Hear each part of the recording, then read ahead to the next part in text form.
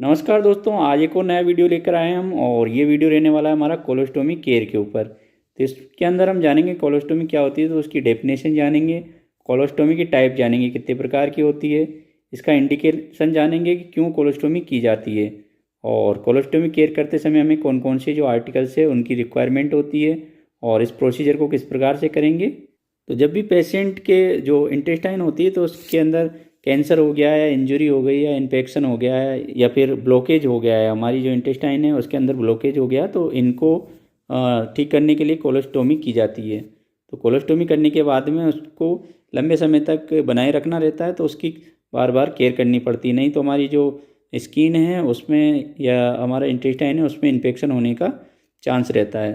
तो उसको बचाए रखने के लिए हमें कोलोस्टोमी केयर देनी पड़ती है। A colostomy is a surgical procedure that create an opening in the abdominal wall to divert the large intestine और colon to the outside of the body. तो हमारी जो कोलोस्टोमी होती है एक सर्जिकल प्रोसीजर होती है जिसके द्वारा एब्डोमिनल वॉल के अंदर एक छेद बना दिया जाता है, जिससे कि जो हमारी लार्ज इंटेस्टाइन है और कोलन है उसको जो एब्डोमिनल वॉल के अंदर छेद बना है वहाँ से उसकी ओपनिंग कर दी जाती है, जिसको कि स्टोमा कहते हैं। और जो इंटेस्टाइन का जो भी हमारा मटेरियल है वो इस रास्ते से बाहर आ सके, जिससे कि क्या होगा, कोलन के अंदर या इंटेस्टाइन के अंदर हमारा जो कैंसर, इंजरी या इन्फेक्शन या ब्लॉकेज है तो उसको ठीक कर सकते हैं, और बाद में इसको जो कोलोस्टोमी है उसको क्लोजर करके वापस इसकी पुनः जो पहले की अवस्था थी उसमें कन्वर्ट कर सकते हैं।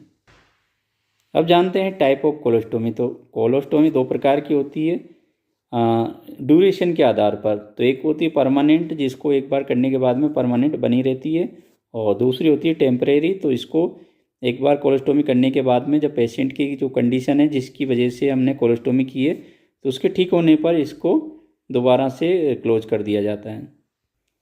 अकॉर्डिंग टू स्टोमा साइट, तो जो इंटेस्टाइन के अंदर जो हमारी लार्ज इंटेस्टाइन होती है तो उसके अंदर हम स्टोमा बना रहे तो कौन सी जो हमारे इंटेस्टाइन है उसके कौन से पार्ट में बना रहे हैं, तो उसके आधार पर ये तीन प्रकार की होती है: असेंडिंग कोलोस्टोमी, ट्रांसवर्स कोलोस्टोमी और डिसेंडिंग कोलोस्टोमी।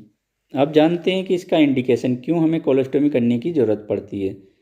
तो यदि पेशेंट को कैंसर हो गया है एब्डोमेन में, लोअर पार्ट में, यदि कोई इंजरी हो गई है या इन्फेक्शन हो गया है, या परमानेंट या फिर शॉर्ट टाइम के लिए ब्लॉकेज हो गया है हमारे इंटेस्टाइन में, तो उसको ट्रीट करने के लिए हमें कोलोस्टोमी बनाना पड़ता है। अब जानते हैं पर्पज, कोलोस्टोमी केयर का क्या पर्पज है। हम जो कोलोस्टोमी केयर देते हैं तो उसका क्या उद्देश्य होता है। तो हमारी जहाँ पर हमने कोलोस्टोमी बनाया है तो वहाँ की जो स्किन है उसको प्रोटेक्ट करने के लिए, केयर करने के लिए, और जो ड्रेनेज है उसको रिसेप्टेबल करने के लिए। जो ड्रेनेज लगाया है हमने तो वहाँ पर जो स्टोमा बनाया है तो उससे वो बना रहे, चिपका रहे, तो उसको देखने के लिए। और दूसरा, इस प्रोसीजर को करके हम पेशेंट है जो इसको, ये जो प्रोसीजर है इसको एक्सेप्ट कर सके और स्वयं वो सेल्फ केयर कर सके। अब जानेंगे जो हम कोलोस्टोमी केयर देंगे तो उसमें हमें कौन कौन से आर्टिकल्स है उसकी रिक्वायरमेंट पड़ेगी।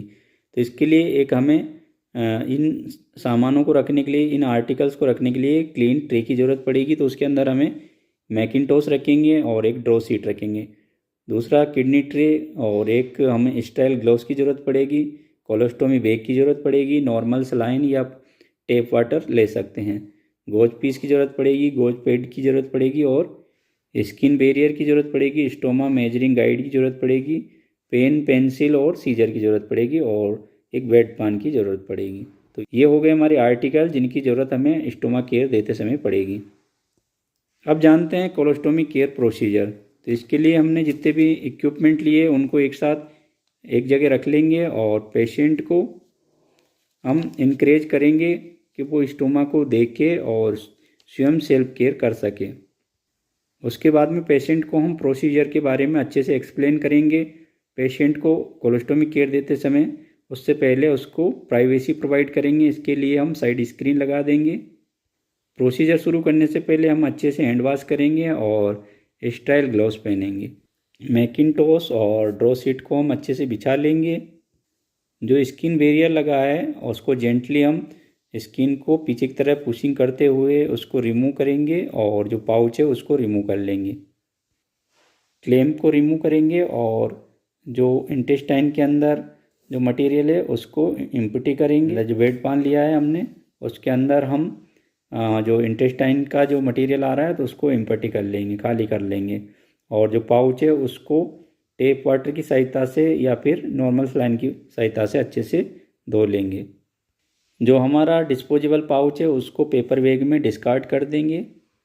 ये करने के बाद में हमने जो स्टोमा बनाया है तो उसको ऑब्जर्व करेंगे अच्छे से, उसकी जो कलर है वो कैसा है, वहाँ पर स्वेलिंग तो नहीं है, उसको चेक करेंगे। और जो स्टोमा है उसको हमें मॉइस्ट करना है। उसके बाद में हम स्टोमा को गोज पीस की सहायता से कवर कर लेंगे। गोज पैड लेके हमारा जो पेरिस्टोमल रीजन है उसको जेंटली वार्म टेप वाटर की सहायता से क्लीन करेंगे। स्टोमा के आसपास की जो स्किन है उसको स्क्रब नहीं करना है, गोज को रिमूव करेंगे और उसके बाद में जो स्टोमा है उसको गोज पीस की सहायता से क्लीन करेंगे। यदि हमारा पाउच ड्रेनेबल है तो उसका यूज करेंगे और क्लैंप पे उसको हटा के पाउच को क्लिप की सहायता से क्लैंप करके और उसको यूज करेंगे।